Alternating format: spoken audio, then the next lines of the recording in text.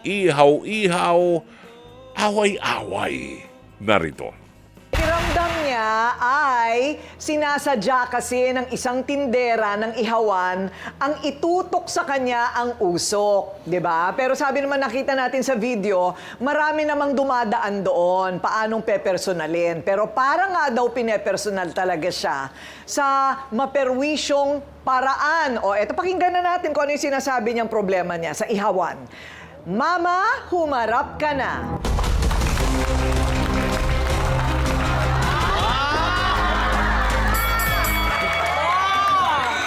Ganon. Hindi Yes. pala mama. Yes, mama. Hindi pala mama. At hindi rin mama. Hindi po. Mama. Mama. Mama. Ano naman ang problema, mama? Eh, yun po sa usok na palaging pagka dumadaan ako, pinapausukan ako. Oh.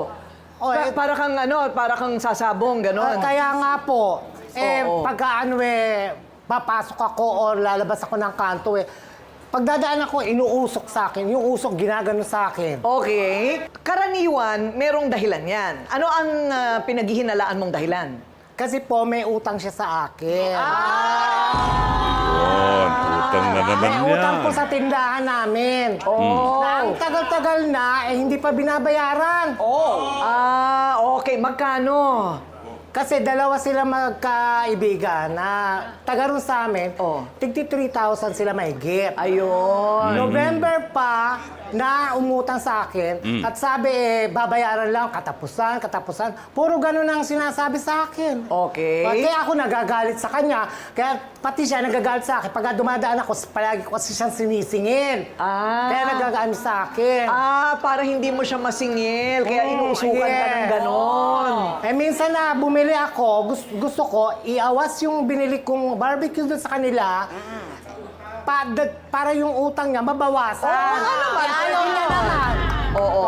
Ano gagawin ko? Pero ayaw niya. Ayaw niya. Ay, bakit nga naman? Di sana araw-araw may ulam ka na. Kaya nga, kaya Oo. nasusuka ako pagka araw-araw yun. Oo, hindi naman pwedeng araw-araw barbecue. Ano bang binibenta niya? Yung mga tenga ng baboy, Masarap yung mga yun. baga, yung mga ganon, Ay! mga Ayoko ng dugo, baga. mga isaw. Isaw. Yeah, isaw. Mga Yeah. ganyan. Dok, Camille, kapag parati ka nakaka-inhale niyan, masama yan, Sa baga. Ay, totoo yun. Nakakadulot ng cancer yan. Totoo po yun, Ate Coring. Dahil kasi alam niyo yung inhalation na ganyan, paano kung may asthma kayo, lalong lalala. Yes. Tapos kung wala, pwede magkaroon ng bronchitis and even pneumonia. Yung Pneumonia. tinatawag, walking pneumonia sinasabi. Oo, alam mo, delikado yung walking pneumonia. Yes. Hindi mo alam na meron ka na palang pneumonia, parang ordinaryo lang.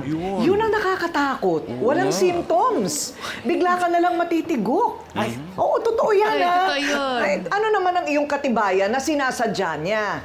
Talaga namang marami naman daw dumadaan doon. Maraming dumadaan, pero pag ako na talagang, ang paypay niya talagang ginagano niya. Iba yung paypay lang na di ba po?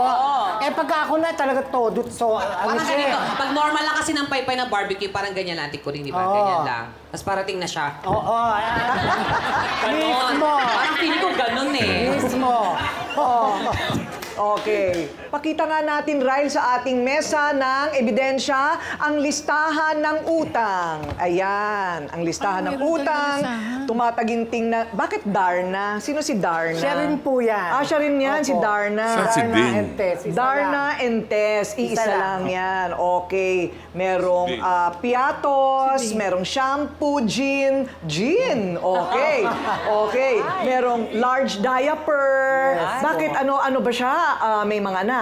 Meron po. May mga anak, ayon. May mga bigas, 2,147. Okay. Back to back po yan. Back to back? Meron pa. Ay, oo, ang dami. Ay, Ayun parang pa. pelikula, back to Yeah. back. Marami. Ay, oo nga, marami.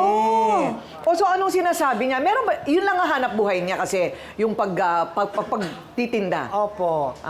Ayun. Hindi ba dapat naku, bago kayo nagpapautang, mama, Kasi inaalam po, nyo kung may capacity to pay. May tiwala naman po ako sa kanya na makakabayad. Oh. Kaso naman, puro pangako ang nangyari. Kasi sabi, wala pa siyang sweldo, hindi pa siya pinasasweldo. Ganun po. So naaawa ka.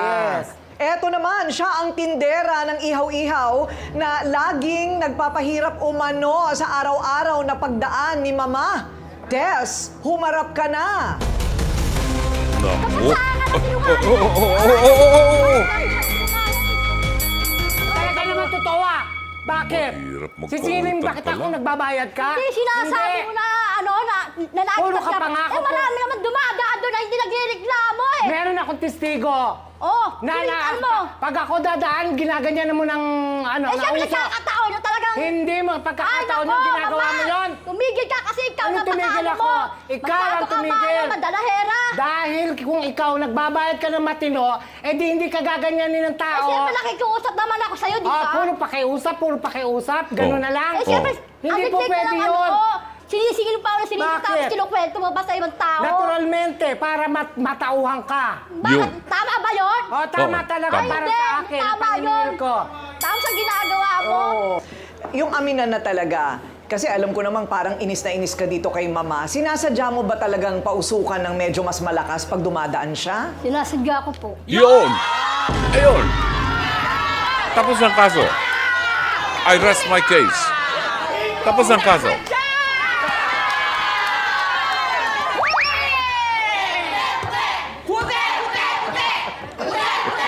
Hoy, hindi dyan. Yes, Ryan. Hindi. Ryle. You wait lang. You wait lang daw. Okay. Teka muna. So, sinasadya mo. Oh, meron siyang dahilan para mabuisit. Okay. Ryle, pakita nga natin yung yung isa. Ito yung pwesto niya, ha? Ganito ang pwesto niya. Sa totoo lang, marami naman talagang dumadaan na iba. Pero pag dumadaan si Mama, medyo inaano niya, medyo mas malakas ang hampas ng kanyang paypay. Pero sa totoo lang, Tess, eto yung eto yung listahan mo ng mga utang. So, nagmamagandang loob din naman pala sa'yo dati si Mama. Bakit ka naiinis sa kanya? Kasi po, ma'am, pagka, lagi niya ako ino-okray eh.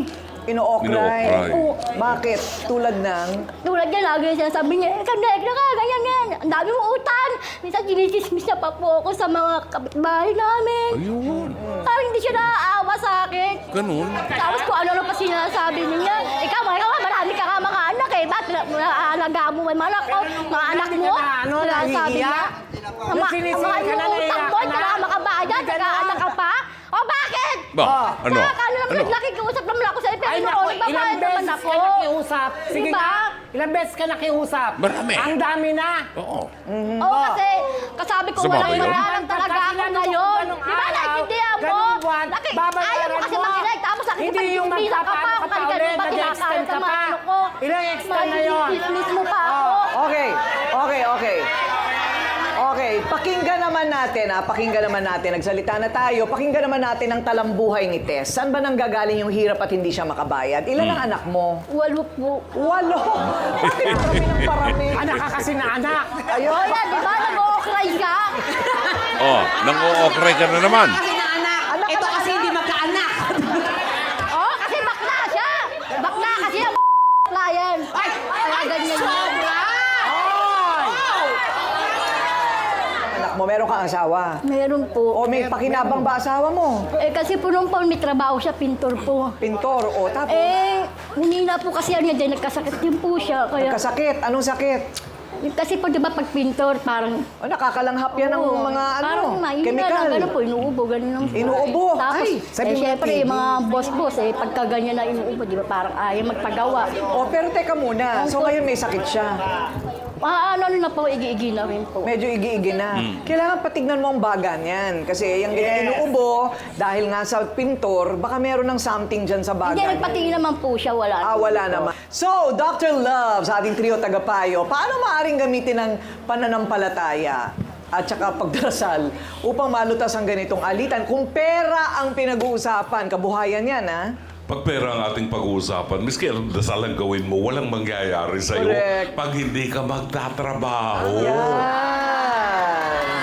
Unang dapat nating isipin, huwag tayong mangutang ng hindi natin Kayang kayang bayaran. At kung tayo magbabayad, kung gusto, maraming paraan. Kung ayaw, May dahilan. nakikita natin, nakakaawa si Aling Tess kasi maliit ang kita niya. Pero Aling Tess, may ibang paraan para kumita ka pa ng dagdag. Kung dito, konti lang kinikita mo, 100, 300 a day, Bakit hindi mo subukan mag-aral, mag-manicure, mag-pedicure? Mas malaki ang kita. Magmasahe. So, may ibang opportunity para kumita at makabayad dun sa ating pinagkautangan. Pananampalataya, hilingin natin sa Diyos na bigyan tayo ng biyaya pa. No? Pero kailangan ng Diyos, kinikilala natin siya para matanggap natin ang biyaya. Kung sa maghapon, hindi natin naiisip ang Diyos, anong biyaya ang hinahanap mo? Ate mo. Coring? Correct.